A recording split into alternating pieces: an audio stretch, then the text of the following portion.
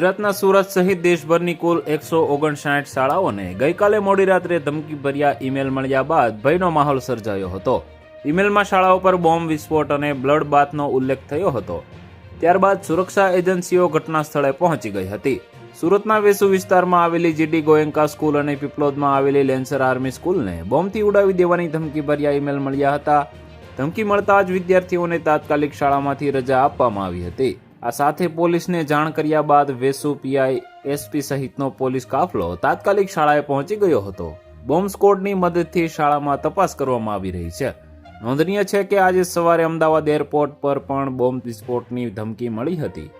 આજે વહેલી સવારે અમદાવાદ એરપોર્ટ ઓથોરિટીને એક અનામી ઈમેલ મળ્યો, જેમાં એરપોર્ટને બોમ્બથી ઉડાવી દેવાની ધમકી આપવામાં આવી હતી। આ ઈમેલ મળતાની સાથે જ એરપોર્ટ પર હાઈ એલર્ટ જાહેર કરવામાં આવ્યું હતું અને સુરક્ષા વધારી દેવામાં આવી હતી।